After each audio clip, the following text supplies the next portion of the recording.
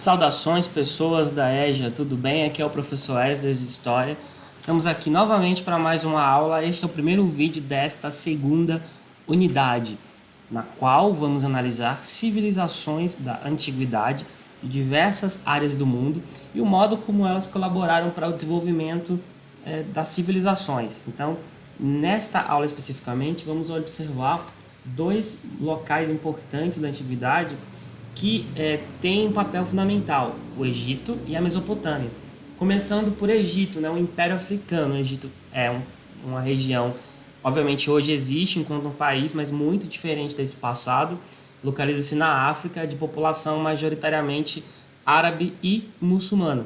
No caso do passado, há uma relação de disputa entre historiadores e outros pesquisadores da África sobre as características daquele povo. Eram pessoas negras, eram pessoas que eram miscigenadas, eram brancos.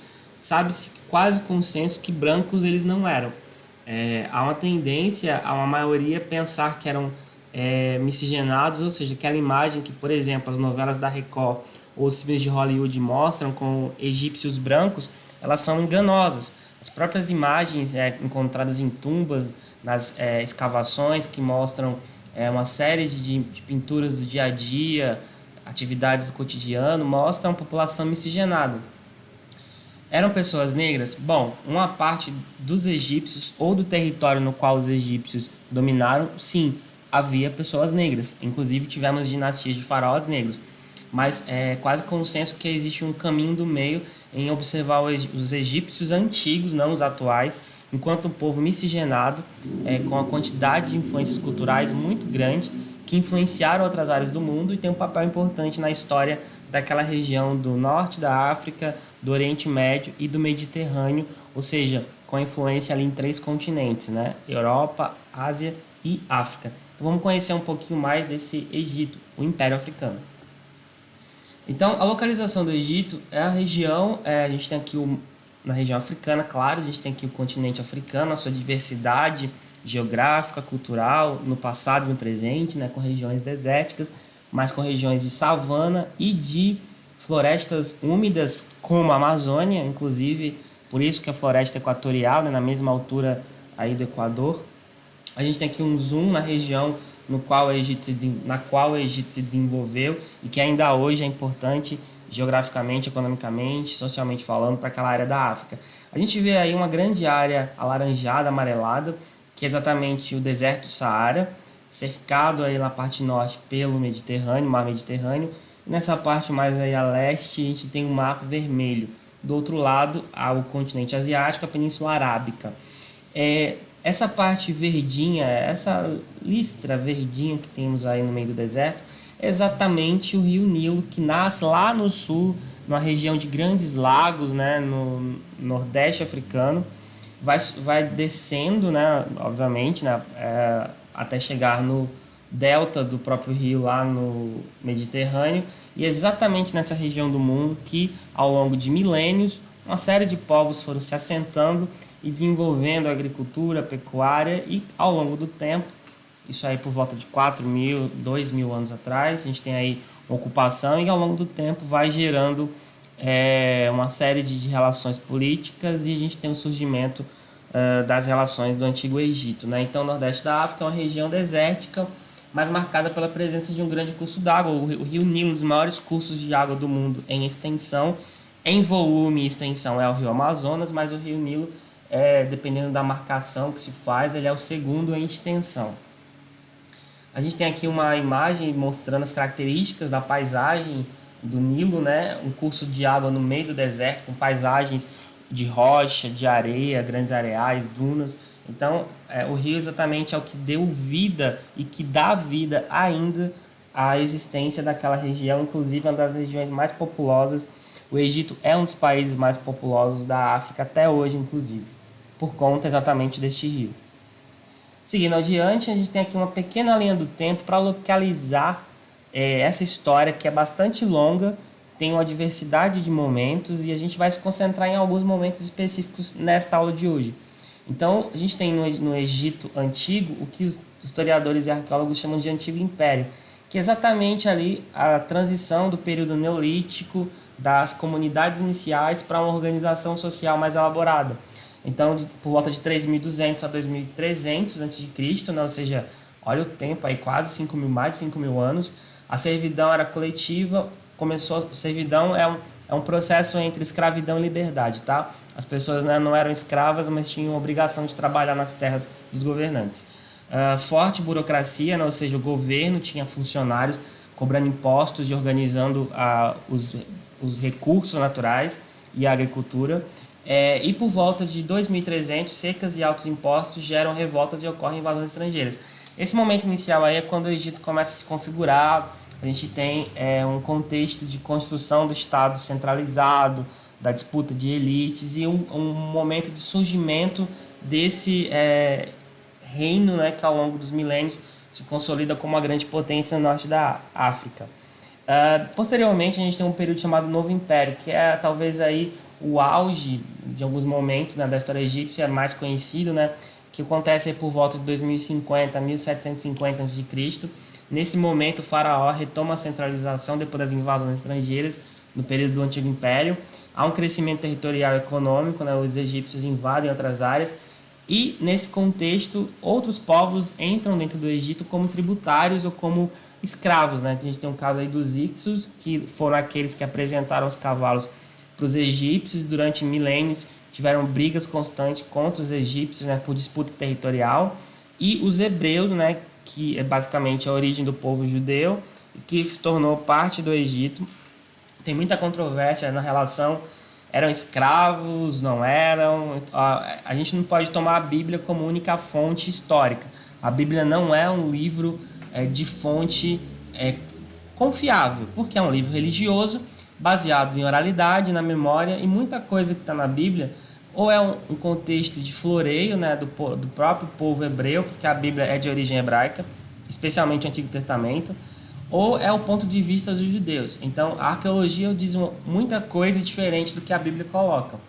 É claro que houve relações de escravidão, mas de modo geral, durante muito tempo, os hebreus, como era um povo nômade e mudavam de um lugar para outro, tiveram relações com os egípcios, e uma parte dessas relações, sim, eram em relação à escravidão. Em outra parte, eles apenas eram moradores daquela região e pagavam tributos e, de alguma maneira, se relacionavam com o povo egípcio e outros povos que viviam naquele território. Então, claro, quando há a ruptura, né, a fuga do Egito, isso realmente aconteceu, a gente tem uma busca deles por um lugar específico, né, que é o que eles chamam de Terra Prometida. Ou seja, era um povo nômade que vivia andando naquela região do mundo, né? Então a gente tem que tomar cuidado com o que muitas vezes a nossa religião diz, que ela fala a partir de uma perspectiva, e do que a ciência diz, que tem uma outra perspectiva baseada em evidência, na arqueologia, nos documentos históricos de modo geral. Então temos o Novo Império, né, que é o período mais longo do que o anterior, tem a expulsão dos Hicsos do território, é o período mais rico e poderoso do Egito, né, onde o Egito atinge a maior das suas extensões territoriais. Novas técnicas de cultivo surgem, o Egito se torna a grande potência que almejava ser naquela região. E por fim, o período que a gente não vai analisar aqui é um momento aí por volta de 1080 a.C., né, onde tem uma série de invasões, especialmente dos assírios, o enfraquecimento das relações internas, há um aumento da relação com o mundo grego, né, a Grécia, que a gente vê naquela região da Europa, começa a surgir com as suas cidades e a influência cultural que vai ter no Mediterrâneo, então tem relação com outros povos, e os egípcios vão ter uma relação muito profunda com a Grécia, inclusive o mundo grego, né, passa a ser referência para o Egito, há uma mistura cultural muito grande. O Alexandre o Grande, que é de origem macedônica, mas adepto da cultura grega, invade o Egito, torna ele parte do seu império, e posteriormente a gente tem a invasão de Roma e depois dos árabes. Então o Egito passou a ser, nesse período aí de declínio, basicamente uma região que vai ser fruto de cobiça, perde o poder que tinha na antiguidade, se torna apenas província ou território, ora de influência grega, ora dos romanos, depois dos árabes, e a gente tem a configuração atual a partir disso. Então a gente tem uma grande mistura cultural que marca essa configuração do Egito, e é uma história bastante longa, lá remontando ali é o período final do Neolítico, né, 3200 a.C., até aí por volta de 525, quando se torna aí uma parte desse mundo grego, né? Então a gente tem aqui como exemplo desse momento de antiguidade, né, a necrópole de Gizé, que são onde se localizam as pirâmides. Lembrando que as pirâmides, essas que estamos vendo aqui, não são as únicas, elas são parte de um grande hall de construções que tem uma finalidade funerária, né? As tumbas são, na verdade, parte do culto funerário do Egito. Então, quanto maior, quanto mais bem construída, né? Era a intenção do faraó que mandou construir, que o seu túmulo fosse bonito, marcasse o seu poder. E, obviamente, a conservação do corpo é parte dos rituais da religião egípcia. Então, a tumba era o local para proteger o corpo do faraó de invasões e, claro, agradar os deuses, né? Então, a gente tem aqui as pirâmides mais conhecidas, mas tem outras em outras regiões próximas dessa área, em menor escala, né? Não é somente pirâmide, não só as pirâmides eram usadas pelos egípcios, mas túmulos normais, né, cavados no chão, grutas, mastabas, que são pirâmides bem mais baixas, e essas aqui, ou seja, ao longo da milenar história egípcia, a gente tem algumas centenas de pirâmides, mas essas aqui são aquelas que mais sobressaíram e são as mais conhecidas. Outra imagem para ilustrar, a gente tem aqui uma disputa do faraó Ramsés lutando contra os Ixos. A gente vê o modo como a própria representação do faraó mostra ele gigante, né, em cima de uma biga, né, lutando com o arco e flecha na mão e passando por cima dos inimigos do Egito aí na representação que é feita dele. É uma imagem para mostrar exatamente o poder, né? Então, no caso, é o Amoses I, desculpa, eu chamei de Ramsés, contra os Ixos. A gente tem aqui um outro momento de grandiosidade, né? A gente tem o Templo de Karnak, que é um templo construído exatamente no Egito em honra aos deuses, né? É um templo considerado um dos mais bonitos e um dos mais importantes da antiguidade. Claro, a gente está todo destruído, mas ainda assim é um local de interesse arqueológico, turístico no Egito. O Egito é um dos países que, numa situação normal, politicamente falando, e do ponto de vista sanitário, a gente tem uma pandemia hoje, é um dos países mais visitados do mundo, exatamente por conta do seu patrimônio arqueológico. E tem uma grande tradição de pesquisa arqueológica, né? Muitos dos principais arqueólogos do mundo são egípcios, exatamente por conta da existência desse grande tesouro arqueológico no seu território. Então, do modo geral, a gente vai ver alguns pontos aqui sobre o Egito, elementos gerais, né, que marcam todo o período do Antigo, Novo, Médio Império e até o período da invasão, do declínio de outras regiões, que o Egito vai a partir do primeiro milênio. Então, a gente tem uma sociedade que é marcada por um processo de desigualdade e ela é estratificada, ou seja, é uma sociedade onde tem muitos com pouco e poucos com muito, né? E uma sociedade muito dividida e de difícil ascensão social. Então, nasceu pobre, nasceu camponês, a tendência é que durante sua vida você vai ser isso e o seu neto, os seus descendentes também. Então, na base da pirâmide, a gente tem os camponeses escravos, a maior parte da população, né? Que era formada exatamente da força de trabalho para as grandes construções. Geralmente, os escravos trabalhavam nessas grandes construções, as pirâmides, os palácios, os templos. E os camponeses, obviamente, trabalhavam para a produção agrícola e pastoril, né? Então, é a maior parte para gerar as riquezas de consumo das classes mais elevadas. Acima deles, a gente tem os pequenos comerciantes, artesãos militares de baixa patente, né?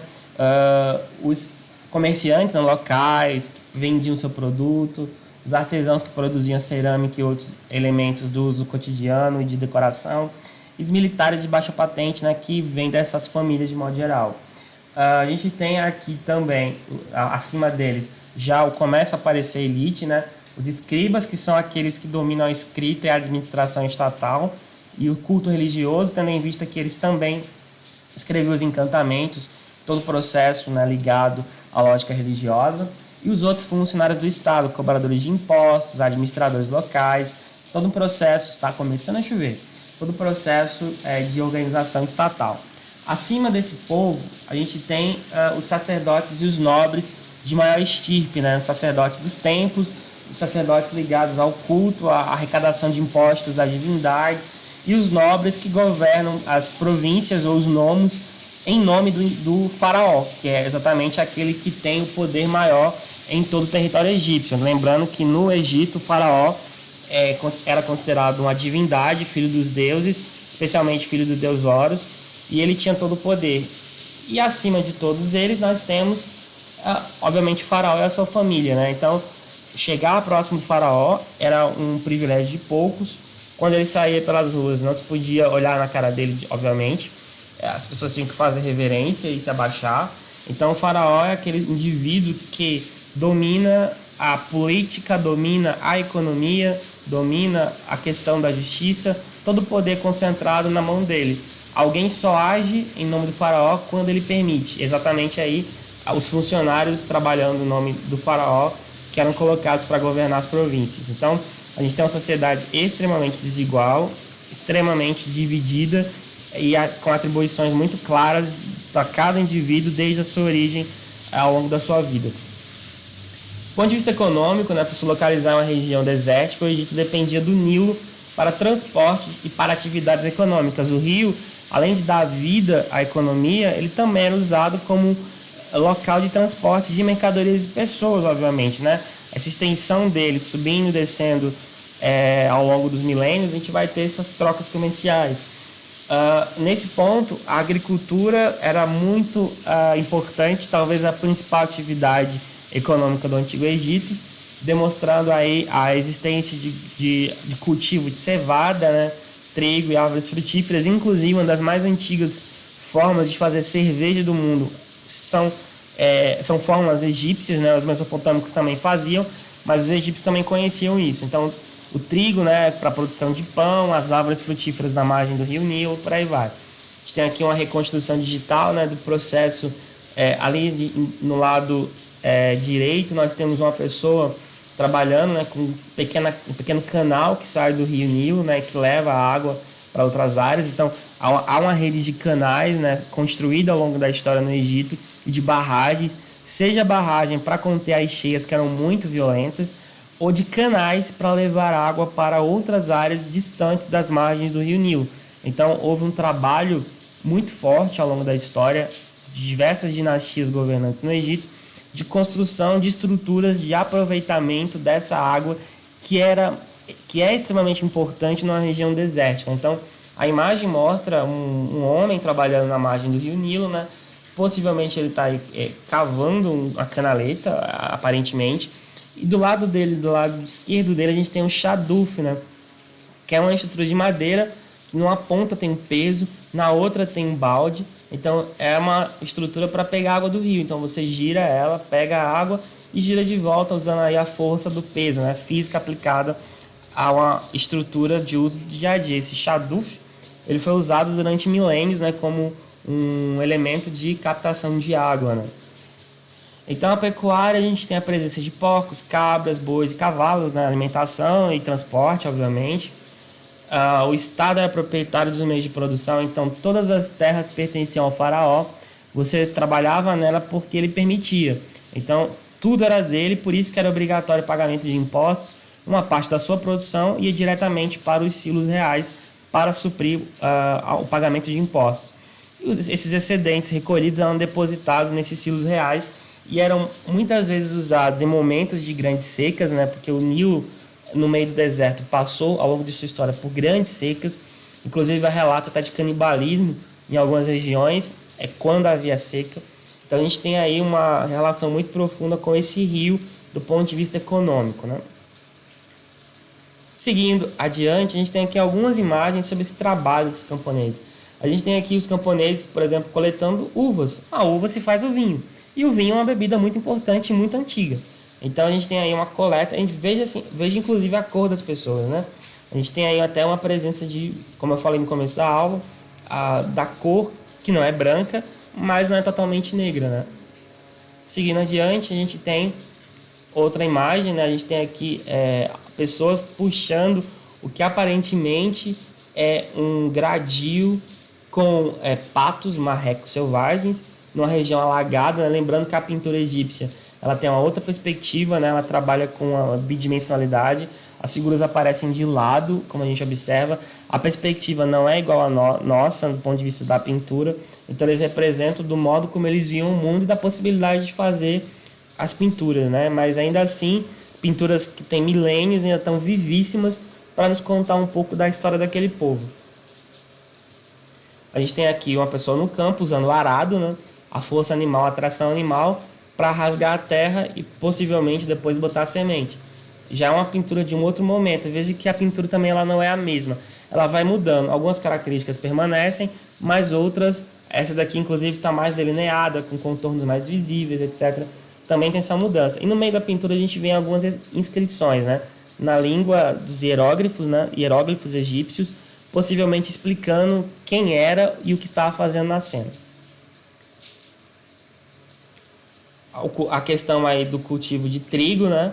A gente vê a presença das pessoas com algumas ferramentas do dia a dia, mexendo com o trigo, né? Que está em amarelo. E aqui tem uma diversidade de atividades, né? Coleta de produção de vinho, a coleta das uvas, a produção do vinho. E embaixo ali outras atividades, né? A exportação, a venda, a questão da coleta na beira do rio. A gente vê ali aquelas plantas no lado direito abaixo da tela, a gente vê o papiro, né? Que é uma planta que era utilizada para fazer uma série de instrumentos, desde o papel até barcos e roupas. O papiro era bastante versátil nesse sentido. E veja novamente aí a diferença de cor de pele. A gente tem até um personagem de pele mais escura, alguns na verdade, e outros mais claros, demonstrando exatamente que os egípcios não eram brancos. Política. Então a gente tem a imagem aqui, esse sim é um Ramsés II, né? No começo da história egípcia tivemos os nomos, faltou o O ali, nomos, comunidades autônomas ao longo do rio Nilo, que eram as comunidades que se desenvolveram e criaram governos locais, e a partir disso, aos poucos foi se constituindo, ao longo dos milênios ali, uma relação de administração e de organização de recursos na margem do rio Nilo. Em 3.500 haviam dois reinos, o Alto e o Baixo Egito, que aí, a partir de então, foram unificados em 3.200 com a figura de Menes, considerado o primeiro faraó de todo o Egito, né? Então, das pequenas comunidades que foram se desenvolvendo, começa a se centralizar em reinos, e depois os dois reinos, o Alto e o Baixo, e depois o Egito unificado a partir da figura do Menes, que é o considerado o primeiro faraó que inaugura as dinastias egípcias. Do ponto de vista de legado nas ciências, eles conheciam a matemática, que possibilitou a construção de canais de irrigação, barragens para conter as cheias e as pirâmides, né? Então a gente tem aqui o símbolo egípcio, o hieróglifo, referente ao número, né? A gente está ali, essa é a escrita demótica, né? É uma forma mais simplificada. Então eles faziam cálculos usando esses símbolos. Então imagine, para a gente é difícil fazer isso, claro, mas imagine para eles criar um sistema de cálculo, um sistema de escrita que fazia sentido e que ajudou a fazer grandes obras. Eles faziam a partir do uso desses símbolos. Além disso, eles tinham um grande conhecimento de medicina e de outras áreas, mas eu escolhi duas aqui que são as mais conhecidas, né? A gente tem aqui um exemplo de uma múmia feminina. A gente tem um sarcófago dentro do corpo da múmia, né, embalsamado, coberto com as ataduras, com todos os penduricalhos que eles colocavam. Então esse processo de mumificação levou a um conhecimento mais profundo do corpo humano. Além disso, os egípcios faziam diagnósticos para doenças e usavam remédios. A medicina egípcia, apesar da mistura que havia com a religião, ela tinha um grande desenvolvimento do conhecimento do corpo, descrição de órgãos, de doenças, tratamento, inclusive influenciou bastante a medicina grega e árabe posteriormente. Então, a gente tem um povo que tinha um desenvolvimento tecnológico muito avançado para um contexto diferente do nosso, que fazia grandes obras, que tinha um conhecimento do corpo humano e tinha, claro, um domínio, né, de que a gente pode chamar já de ciência, pelo menos em parte. A gente tem aqui um infohistória mostrando o processo de mumificação. Então o corpo era limpo, né, pelos sacerdotes que faziam a cerimônia. Era uma cerimônia cara, poucos tinham acesso a isso. Então grande parte das elites que podia pagar por isso. Então o corpo inicialmente era feita a limpeza, depois se abria o corpo, tirava as vísceras, puxava-se o cérebro pelo nariz com um gancho. E essas vísceras eram guardadas em vasos, né, chamados vasos canopos, cada um com o rosto de um deus diferente, para proteger aquele órgão e para evitar que o corpo apodrecesse a partir dos órgãos, né? Posteriormente, né, o corpo era coberto com sal, ou salitre. Esse sal ele tem uma atividade importante porque ele vai ajudar a retirar grande parte da água do corpo e evitar com que o corpo apodrecesse. Depois desse corpo desidratado, esse corpo fazia-se um enchimento com uma série de questões. Podia ser madeira, no caso aí serragem, né? Ou então outros objetos para fazer com que o corpo ficasse cheio, porque os órgãos tinham sido retirados, né? E posteriormente esse corpo era coberto com ataduras, de cabeça aos pés. Em cada parte do corpo era colocado amuletos para proteger, e o corpo era enterrado, né, colocado em sarcófagos com uma série de objetos pessoais, com o livro dos mortos, que é um conjunto de encantamentos, e esse processo todo poderia demorar até 70 dias. Então era feito muito lentamente, né? A gente vê ali em cima no infográfico a proteção no além, mostrando exatamente nesses amuletos que eram enterrados com esses indivíduos. Então é um processo muito lento e por isso muito caro e não era acessível para todo mundo. Então você imagina uma pessoa muito pobre no Egito, na visão religiosa deles, para o corpo poder ser julgado pelos deuses, a alma, o corpo tinha que estar protegido e intacto. Então você imagina uma pessoa lá pobre que não tinha condição de fazer isso, a angústia que deveria ser na religião deles, né, você não poder fazer esse procedimento para continuar a existir no pós-vida. A escrita egípcia, a gente já mostrou aqui brevemente, os egípcios tinham um complexo sistema de escrita usando símbolos chamados hieróglifos, como a gente vê aqui em cima, né, que é uma página do Livro dos Mortos, né, que a gente vê o julgamento, né, do coração desse indivíduo. Então, na visão egípcia, quando o sujeito ele morria, o seu corpo tinha que estar protegido, ele chegava no além, os deuses pesavam o seu coração, e se o seu coração fosse mais pesado do que uma pluma, ele era jogado para o deus jacaré, né, ser consumido. Se não, ele passava para a vida eterna para viver junto aos deuses. Na imagem que a gente tem ali na extrema esquerda, a gente tem a pessoa com o Anubis, que é o deus chacal, o deus da noite, que está levando ela para ser julgada. Então, o chacal aparece ali colocando coração junto com esse deus jacaré, e depois os outros deuses não estão fazendo o processo de julgamento ali presidido por Osíris, que é aquele deus sentado lá no trono, mumificado, né? Então é uma visão religiosa muito complexa e que essa história é contada através desses hieróglifos, né? Então, para poder fazer cálculos, para poder administrar, os egípcios desenvolveram um amplo sistema de escrita bem complexo que ao longo do tempo. Então surgiram dois tipos de escrita, né? A hierática, que é uma letra cursiva resultante da união de dois símbolos, que é muito complexa, e a demótica, que é a simplificada, que é aquela que está ali inclusive, né? É a escrita mais rápida. Mas mesmo assim, poucos podiam fazer isso, podiam ter acesso a esse conhecimento. Nem às vezes os faraós sabiam escrever. Então grande parte desse conhecimento estava concentrado na mão dos escribas. Essa imagem que apareceu aí depois é o papiro, né? Esse é o tipo de papel usado pelos egípcios, basicamente é a planta papiro, que ela é retirada, aberta, os rolinhos são abertos, esticados e colados um no outro, prensados ao sol, para que possa fazer a folha, né? E quem escrevia nessas folhas com o conhecimento desse alfabeto era basicamente esses indivíduos aí. Os responsáveis, de modo geral, pela escrita eram chamados de escribas. A gente tem aí uma estátua muito conhecida, né, do escriba sentado. Ele tem na mão um papiro, né? Só que falta na outra mão exatamente o material de escrever, né? Que seria uma espécie de pena. Se perdeu com o tempo, mas é uma estátua muito bonita, inclusive. Não é muito grande ela, está disponível no museu, acho que britânico, se eu não me engano, e mostra exatamente, né, essa ação desse escriba escrevendo por ser o portador desse conhecimento. Religião, a gente tem aqui o deus Anubis, né, o deus chacal, o deus da noite, e aqui embaixo a gente tem exatamente, quase a mesma imagem que a gente viu anteriormente. É uma página do Livro dos Mortos, no julgamento do coração, os mesmos indivíduos estão presentes aí. Então a religião egípcia é uma religião de caráter politeísta, e com deuses antropozoomórficos. O que é antropozoomórfico? São deuses que têm a mistura do corpo humano com a cabeça de um animal. Existem deuses só humanos? Sim, existem. Ísis, por exemplo, que é uma deusa.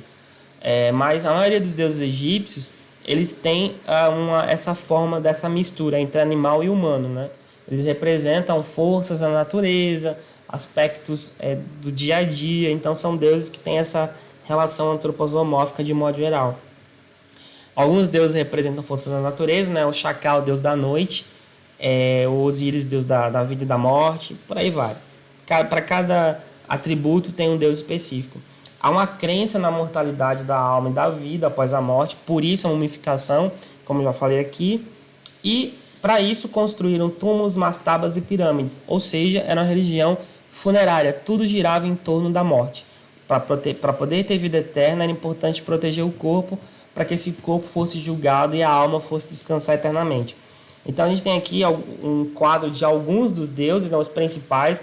A gente não tem todos aqui, porque são vários. A gente tem, como eu falei, tem alguns deuses que são só humanos, né, representando humanos, outros representam os animais. E em muitas regiões esses deuses se misturavam, um tinha atribuição do outro, ou então surgiam divindades duplicadas, né, misturando uma ou outra divindade. Então a gente não pode dizer que a religião egípcia era assim. A gente tem um panorama geral, mas muitas vezes em uma região se cultuava um deus, em outra se cultuava outro. Então era muito diversificado. E também mudou ao longo do tempo, sabe? São 5.000 anos, ela não vai ser a mesma religião. Então quando a gente traz esses deuses aqui, a gente tem um aspecto geral, daqueles que ao longo do tempo que se projetaram mais, né? Osíris, deus da vida e da morte, né? Ou a vida após a morte, por isso que ele está verde e está mumificado. Inclusive ele tem aí a cabeça de faraó também, né? Observem que a maioria dos deuses masculinos tem a cabeça de faraó. Ísis é a mulher dele, que é a deusa da maternidade, mágica, fertilidade. O Horus, que exatamente o faraó é filho de Horus, né? Que é o deus da vingança, céu, proteção e guerra. Tot, que é o deus do conhecimento e sabedoria. O Ra, que é o sol. Veja que é parecido com Horus, né? Thet, deus da tempestade, né? Do deserto e do caos. O Amun, deus, rei dos deuses e deus dos ventos. Ptah, deus da criação, das artes e fertilidade, é um dos mais antigos dos deuses. Ator, deusa do céu, do amor, da beleza e da música. Dizem que essa deusa, junto com a influência de Ísis, ela influenciou, por exemplo, a deusa Afrodite dos gregos. Tem essa relação entre elas. Sekhmet, deus do fogo, da guerra e da medicina. Anubis, protetor dos mortos em embalsamamento. Por isso que um dos sacerdotes que faziam o trabalho de mumificação, ele usava uma cabeça de Anubis. E Maat, deusa da verdade, da justiça, retidão e ordem. Então a gente tem aqui um panorama geral de alguns desses principais deuses. Então, de modo geral, a gente tem aqui um pouco sobre o Egito Antigo, né? Espero que vocês tenham gostado. E o próximo vídeo é sobre Mesopotâmia. Então está aqui encerrada a primeira parte dessa aula. Então vamos continuar aí estudando.